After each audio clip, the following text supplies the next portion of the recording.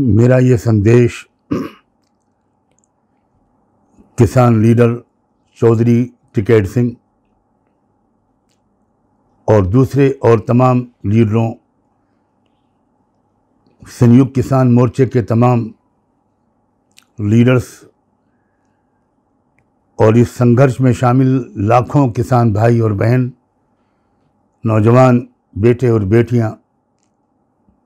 उनके लिए है। मैं ख़ास तौर पर टिकैत सिंह को दिली मुबारकबाद पेश करना चाहता हूँ, उनकी बहादुरी पर, उनके कमिटमेंट पर, उनकी भावुकता और उनके आंसुओं पर। इस अवसर पर यह याद दिलाना भी चाहता हूँ कि पूरी हिस्ट्री गवाह है कि आंदोलनों में ऐसे स्टेजेस आते हैं जिसमें ऐसा लगता है कि अब कदम उखड़ जाएंगे, हिम्मतें पस्त हो जाएंगी और लोग पीछे हटने पर मजबूर हो जाएंगे।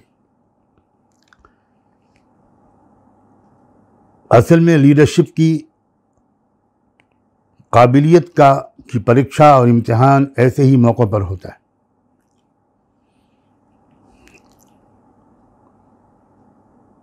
कोई शक नहीं कि एक षड्यंत्र के नतीजे में, एक ज़बरदस्त साजिश के नतीजे में 26 जनवरी की शाम से 27 और 28 जनवरी की शाम तक खतरे के बादल इस तारीख़ी संघर्ष पर मंडलाने लगे थे और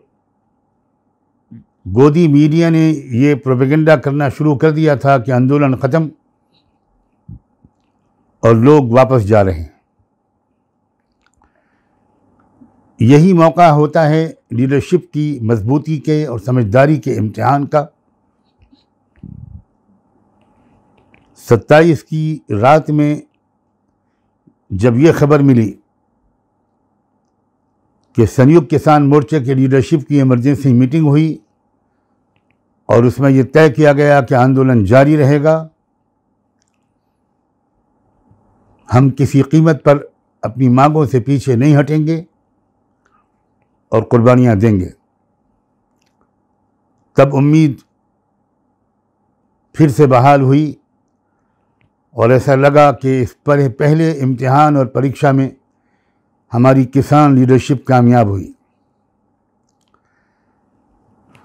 उसके बाद कल 28 की शाम को जिस तरह घेराबंदी हुई,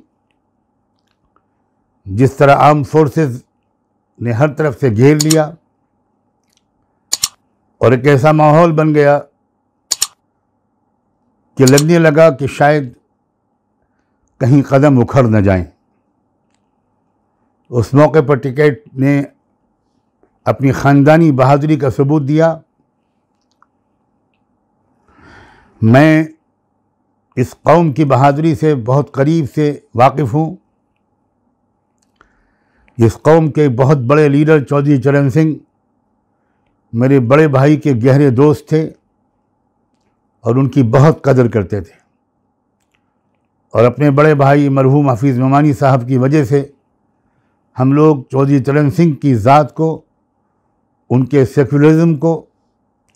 उनकी धर्मनिरपेक्षता को, उनकी बहादुरी और ईमानदारी को और करप्शन से उनकी सख्त दुश्मनी को करीब से देखने वालों में से थे। उसी बहादुर कौम के एक फ़र्द हैं हमारे राकेश टिकैत और उन्होंने अपनी कौम की, ख़ानदान की रिवायात के झंडे को बुलंद रखा है।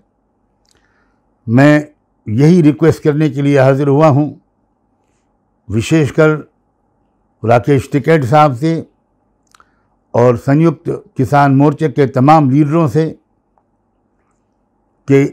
किसी कीमत पर वो कदम पीछे न हटाएं।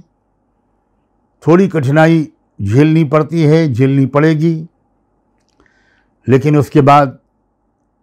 भारत के इतिहास का एक वरक़ पलटेगा और हो सकता है कि वो सपना जो आज़ादी की लड़ाई में हमने और आपने मिलकर देखा था, एक ऐसे भारत का निर्माण जिसमें सबको बराबर के अधिकार मिले,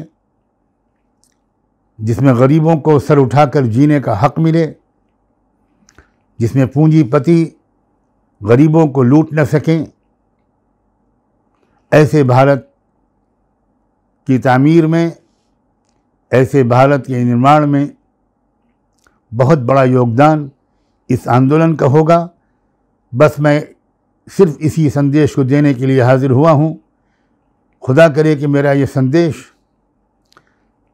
राकेश टिकैत भाई, संयुक्त किसान मोर्चे के दूसरे लीडर्स और उन लाखों भाइयों बहनों,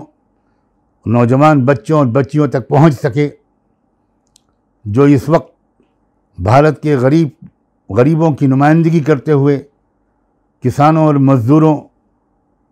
की तमन्नाओं को पूरा करने का ख्वाब दिखाते हुए और उम्मीदों के जूत जगाते हुए जो इस वक्त दिल्ली के बॉर्डर्स पर जमा हैं, उन सब को खुदा करे कि मेरा ये पैगाम पहुंच जाए और आप जमे रहें। आप सबको मोहब्बत भरा सलाम। बहुत बहुत शुक्रिया।